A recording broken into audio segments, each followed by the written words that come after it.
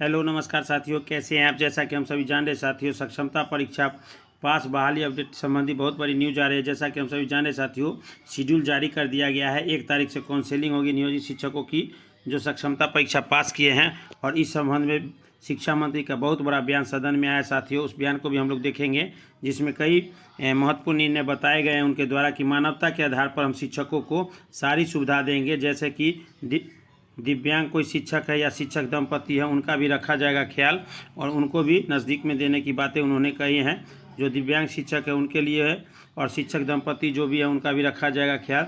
School समय अवधि पर भी निर्णय 2 दिनों में होगा। जैसे कि माननीय सदस्य ने पूछा था कि मुख्यमंत्री जी ने 10 से 4 का हवाला दिया था और आज तक वह बातें नहीं हुई है, तो उन्होंने कहा कि कम से कम 2 दिन का समय दिया जाए। स्कूल समय अवधि पर 2 दिनों में निर्णय आएगा। तो क्या कुछ कहा, सारी बात इस वीडियो में हम लोग करेंगे। एक बार फिर से स्वागत है आज के इस नई वीडियो में। जो भी हमारे साथी चैनल पर नए हैं, चैनल को जरूर सब्सक्राइब कर ले साथियों और ज़्यादा से ज़्यादा शेयर कर दे। आइए देखते हैं क्या कुछ इन्होंने कहा है। सबसे पहले यहाँ देख सकते हैं एजुकेशन और बिहार की तरफ से यह न्यूज़ जो आई है।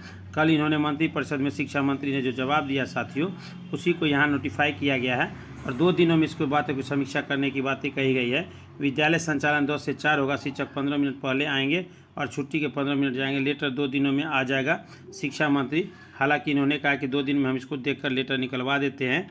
और भी बहुत सारी बातें कही हैं, जैसा कि अब यहाँ देख सकते हैं। श्री सुनील कुमार जी शिक्षा मंत्री, इन्होंने कल सदन में बयान किया था माननीय सदस्य को और उसमें भी ये कहा गया था कि स्कूल अवधि की जो बातें हैं उस पर निर्णय 2 दिनों में 10 से 4 चलेगा संचालन। महिला और दिव्यांग शिक्षकों की नज़दीकी पोस्टिंग होगी साथियों। जैसा कि हम लोग देख सकते हैं, महिला व दिव्यांग शिक्षकों की नज़दीक पोस्टिंग होगी। विधान परिषद में मंगलवार को शिक्षा मंत्री सुनील कुमार ने स्कूलों के समय में प्रारंभ और बंद होने की सीमा पर 2 दिनों में निर्णय लेगा। 9 से संचालन 2013 से 21 तक रहा, इसकी समीक्षा का निष्पादन होगा। और संजीव कुमार के प्रस्ताव पर 10 से 4 तक की घोषणा की थी मुख्यमंत्री ने, जिसको करने के बाद शिक्षकों को कटौती किया जा रहा है। तो प्रस्तावित विशेष शिक्षकों को स्वैच्छिक स्थानांतरण के जवाब में महिला और दिव्यांग शिक्षकों को नज़दीक में पोस्टिंग करने की बातें शिक्षा मंत्री ने कही है साथियों। और वैसे शिक्षक जो पति पत्नी खुद है, जिनको घर का ख्याल नहीं रख पा रहे हैं, उनके लिए भी उन्होंने बहुत सारी बातें कही कि बीमार के लिए, असाध्य रोगों के लिए और दिव्यांग के लिए, वो सभी के लिए सुविधाएं मानवता के आधार पर देने की बातें कही हैं। और आइए क्या कुछ इन्होंने कहा है उसको भी हम लोग सुनते हैं साथियों। जो शिक्षक कोई गंभीर रोग से ग्रसित है या हस्बैंड एंड वाइफ की टीम शिक्षक हो, तो एक तरफ सरकार ने उन्हें परमानेंट गवर्नमेंट एम्प्लॉयज़ के रूप में 1,99,000 में करीब करीब 1,85,000 से ज़्यादा लोग पास किए हैं पहले वाले परीक्षा में। और तो उनको हम लोग मानवता के आधार पर जितना हो सकेगा हम लोग एडजस्ट करेंगे। ऐसा कोई हम लोग हार्ड एंड फास्ट रूल नहीं बनाएंगे कि बिल्कुल किसी का अगर कैमूर जिला है तो वहाँ पर उससे उनको उठा करके हम लोग किसी दूर दराज के इलाके में दे देंगे। यहाँ तक कि हमने ये भी कहा है, मैं सदन को बताना चाहूँगा कि जिला के अंदर भी अगर कोई, जैसे कैमूर जिला ले लिया जाए, तो उसके पहाड़ी इलाके में भी जब किसी को आप पदस्थापित करते हैं तो उसका उम्र का भी ख्याल रखा जाए, उसके बीमारी इत्यादि का भी ख्याल रखा जाए। तो कोशिश हमारी यही है कि एक मानवता के साथ हम लोग जो अपनी नीति बना रहे हैं उसमें अधिकांश हम लोग इन सभी चीज़ों को समाहित करेंगे। लेकिन कोई भी नीति बनती है तो उसमें ये एक चीज़ गौर करने की ज़रूरत होगी कि अधिकांश लोग उससे लाभान्वित हों, अधिक से अधिक लोग उससे लाभान्वित हों। कुछ लोग फिर भी उससे असंतुष्ट रहेंगे, लेकिन सरकार की और शिक्षा विभाग की, माननीय मुख्यमंत्री जी की बिल्कुल स्पष्ट हमारी नियत है कि अधिक से अधिक हम लोगों ने जिस तरह से सरकारी सेवक होने की सुविधा दी है, उसी तरह से उनके स्थानांतरण के संबंध में भी हम लोग उसको जहाँ तक हो सकेगा उदार करें रखेंगे। आपसे हमें अनुरोध है कि इसे वापस लेने की कृपा करें। महोदय, माननीय मंत्री से हम कहना चाहते हैं, उनको उनके संज्ञान में हम देना चाहते हैं कि जो भी हमारे बीच जिन शिक्षकों की बातचीत हो रही है, जिनकी चर्चा हम कर रहे हैं, उन शिक्षकों का अब जो है रिटायरमेंट का स्टेज आने वाला है। बहुत सारे उनमें ऐसे शिक्षक है जिनका कि रिटायरमेंट का स्टेज आने वाला है। कोई किसी का सर्विस 5 साल बचा है, किसी का 6 महीना बचा है, किसी का 3 साल बचा है। तो मुझे लगता है कि मैक्सिमम ऐसे टीचर्स हैं, माननीय मंत्री जी के संज्ञान में देना चाहते हैं कि वो 5 से 7 साल ही उनकी सर्विस बची है। अब बाकी समय के लिए यदि उनको स्थानांतरित करते हैं तो ये तो उनके लिए एक एडिशनल कॉस्ट है। अब वहाँ पर एक नया एस्टेब्लिशमेंट उनको खड़ा करने में समस्या होगा। इसलिए माननीय मंत्री से कहना है कि इस पर एक जो है अपना स्पष्ट विजन आप रखें, तो जाके तो उन लोगों के लिए ये हेल्पफुल होगा। और ये हमारी सहायता के लिए आए थे। जब हमारे एनडीए गवर्नमेंट जब बनी थी तब आरजेडी सरकार ने शिक्षा व्यवस्था को इतना खराब कर दिया था कि उस वक्त हमारे पास कोई रास्ता नहीं था। हम परमानेंट बहाली प्रोसीजर में जाते तो लंबा समय लगता और 30 से 40% स्कूलों में ताला लगे हुए थे। और वैसी स्थिति में जिन टीचर्स का हम लोगों ने अपॉइंटमेंट किया और जिस परिस्थिति में अपॉइंटमेंट किया, तो उनके साथ हमारा कहना है कि न्याय होना चाहिए, या पुस्तकालय अध्यक्ष हो या नियोजित शिक्षक हो। जो माननीय संजीव जी ने अपनी राय व्यक्त किया, माननीय नवल जी ने अपनी राय व्यक्त किया। सवाल केवल इस बात का है, हम माननीय मंत्री जी से अनुरोध करेंगे, और हम 38 साल हो गया माननीय मुख्यमंत्री जी के साथ, अगर कोई भी बात वो बोलते हैं तो तर्क सम्मत तरीके से बोलते हैं।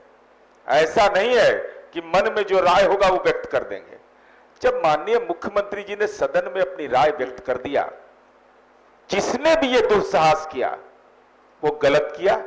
प्रथम दृष्टया इसको मानने में कोई दिक्कत नहीं है कि 10 से 4 का अनुपालन क्यों नहीं हुआ।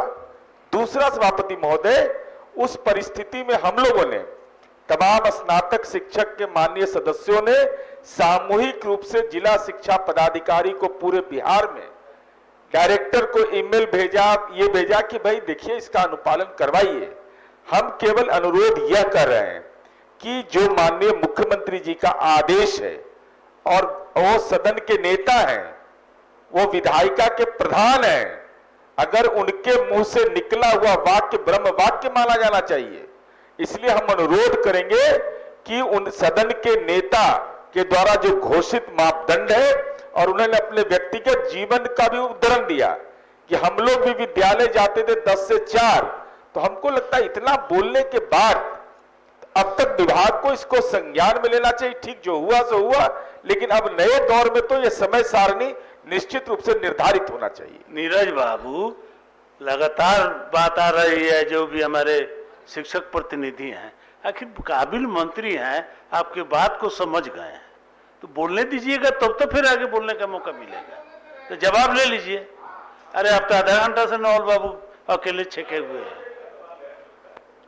माननीय सभापति महोदय, हमने निश्चित रूप से इस विषय पर पूर्व में जो समय सारणी थी, जो प्राथमिक विद्यालयों को, उसका भी अध्ययन किया और देखा कि 2013 से लेकर के 2021-22 तक 9 से 4 बजे की समय सारणी दी गई थी विभाग के द्वारा।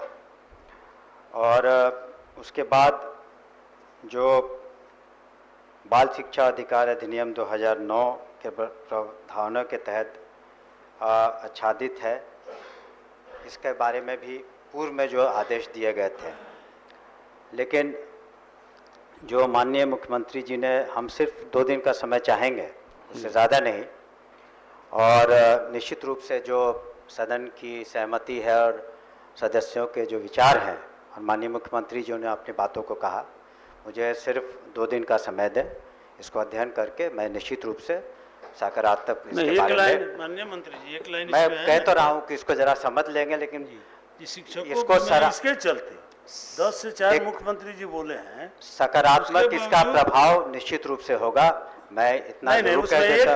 एक लाइन छूट रहा है ना, कि घोषित किए जाने के बावजूद भी शिक्षकों के वेतन कटौती, उसका भी मैं निश्चित रूप से देख लूंगा कि अगर कहीं भी शिक्षक के साथ ज्यादती हुई है।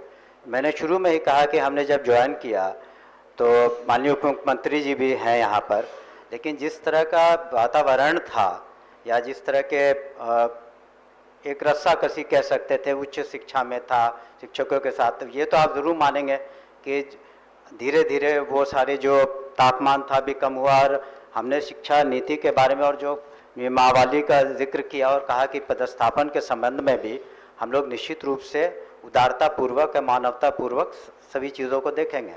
तो ये प्रश्न नहीं उठता है कि जब माननीय मुख्यमंत्री जी ने घोषणा की और कुछ बातें जो हम देख लेंगे और 48 घंटों के अंदर इसको माननीय अध्यक्ष को दोने का।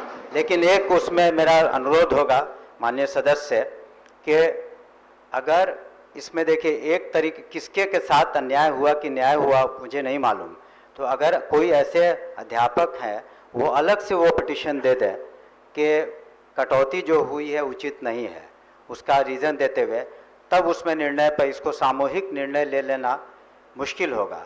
अगर व्यक्ति विशेष के साथ अगर कोई अन्याय हुआ है तो उसको आपको अलग से पिटिशन इस तरह के 10-5 जो भी हैं आपको अलग से दे दें, तब उस पर हम समीक्षा करवा करके उसको भी 1 सप्ताह के अंदर निष्पादन कर देंगे और दूसरे वाले का जो समय सारणी का 48 घंटे के अंदर हम कर देंगे। हम बताना चाहेंगे पूरे बिहार में जो नीरज जी ने कहा कि हम लोग माननीय सदस्य 10 से 4 की घोषणा के बाद हम लोगों ने भी अपने अपने शिक्षकों को कहा कि अब 10 से 4 माननीय मुख्यमंत्री घोषणा कर दिए हैं, आप वही समय सारणी का पालन करें और उसके अनुसार आप समझे कि पालन करते हुए शिक्षकों का 10 से 12,000 शिक्षकों का वेतन रुका हुआ है, कटा हुआ है।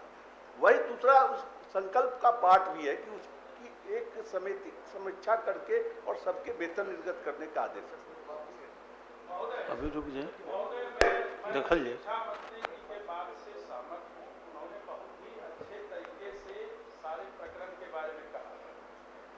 लेकिन मैं भी अपेक्षा रखता हूं मंत्री महोदय से, चूंकि सदन है, जो कि यह काली स्याही के रूप में यह उदाहरण की बात नहीं बने भविष्य में। मंत्री महोदय ने कहा है 48 घंटे में तो वो जरूर करेंगे, लेकिन यह उदाहरण की बात भविष्य में नहीं बननी चाहिए।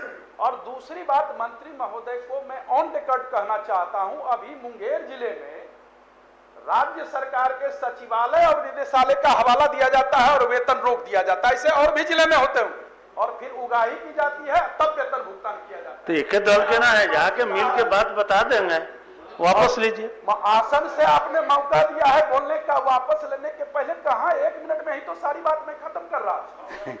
आपका 10 मिनट का 1 मिनट होता है ना। मंत्री महोदय के आश्वासन के बाद मैं अपने संकल्प को वापस लेता हूं और सदन की मर्यादा निश्चित रूप से अक्षुण्ण रहेगी।